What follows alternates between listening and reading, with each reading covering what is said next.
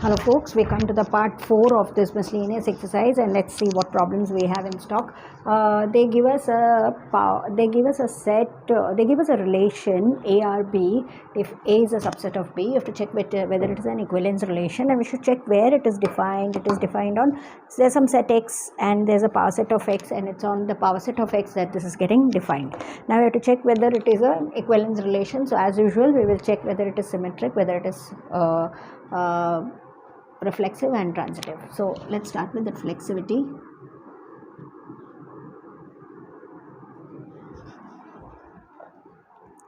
Let's check what happens to reflexivity.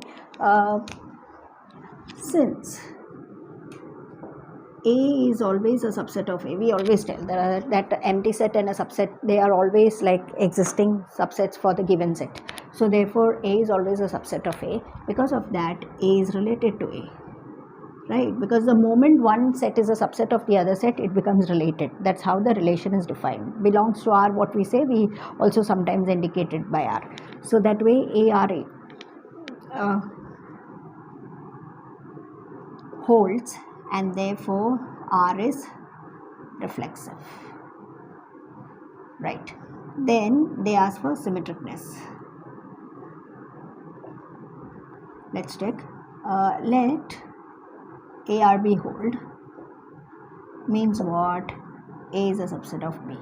When A is a subset of B, it's like this, isn't it? A is here, B is here. There's no way that B will be a subset of A. That's not possible. Okay. When B is not a subset of A, automatically BRA cannot be true. Does not hold. So starting with ARB, BRA doesn't hold. Therefore, R is not symmetric. So symmetricness doesn't hold. So it's not going to be an equivalence relation. We can just check whether it is transitive.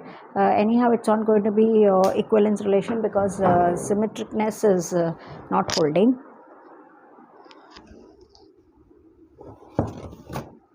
Yeah, let's check for transitivity.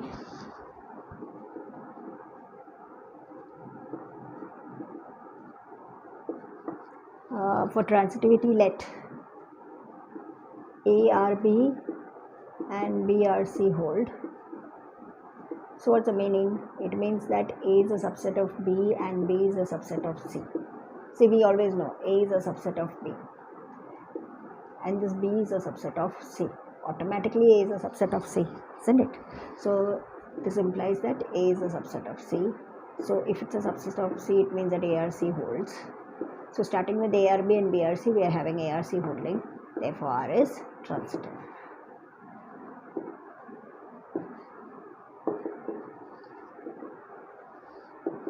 From 1, 2 and 3, R is not equivalence.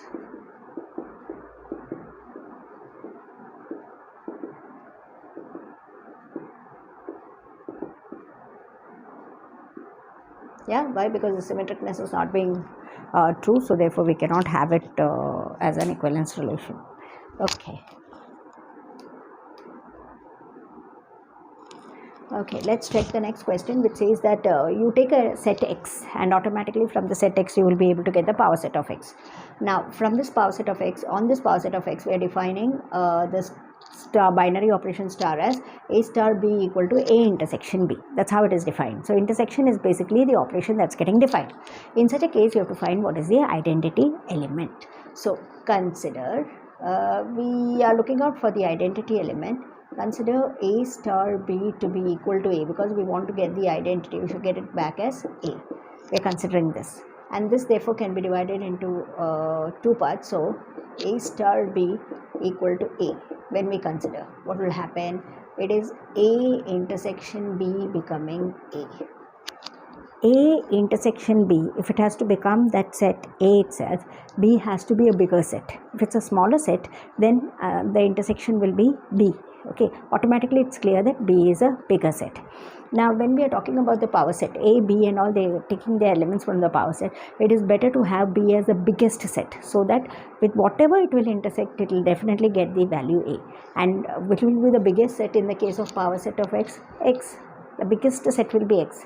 Power set of X means all subsets of X. So amongst all the subsets of X, phi is the smallest set and x is the biggest set. So it's always safe to have the biggest set, and therefore b will become x. Similarly, we can have the other side also. B star A, if we call it as A, it's the same. B intersection A will become A, and the safest set here will be X. Therefore, X is the identity element. That's it. Right? That's what they have asked, whether X is the identity element. Now, they define, the 10th question says like this, find the number of onto functions from the set 1 to 3 to itself. So, there is a set from this number to itself. How many onto functions are there? That's a question. 1, 2, 3 and so on, n. 1, 2, 3 and so on, n. There is a function. You have to say how many onto functions will be there.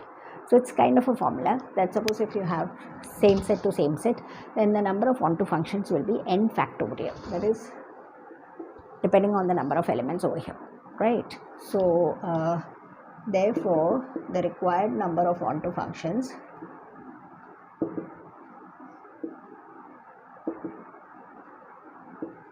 is n factorial, because there are n elements in the codomain, right? So that's n factorial. That's about it. And then we can quickly move to our 11th question. Just check what is there in the 11th question. They give us a set S and they give us a set T, and they give us functions. They are asking us to find F inverse. Now we know that F inverse can happen only if it is 1 to 1 and onto. So first of all, the F that is given to us, we have to check if it is 1 to 1 and onto. If it is 1 to 1 and onto, then it will have an inverse, otherwise it will be not. So let's make ourselves clear. This is S and this is T. This is T. So this is A, B, C, and this is 1, 2, 3.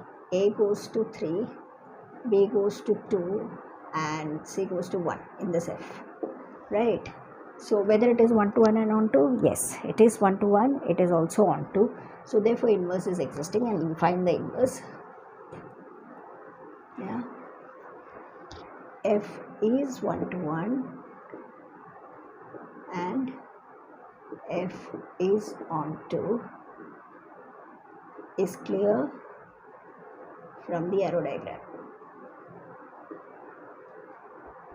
Yeah, so therefore F inverse is what? See, this should come back to this element. Okay, so 1 is coming from C, so 1 should go back to C. 2 is coming from B, so 2 should go back to B. Then 3 is coming from A, so 3 should go back to A.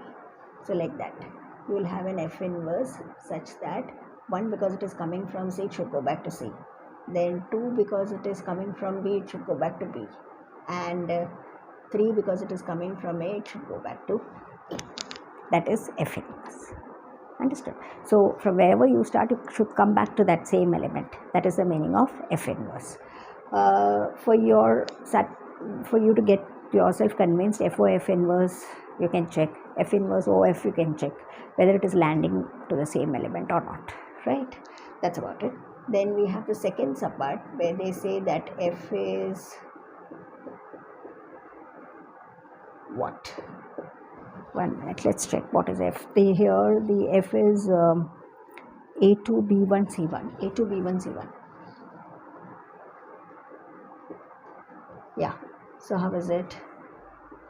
A going to 2, B going to 1, C also going to 1, and 3 is lying free, right?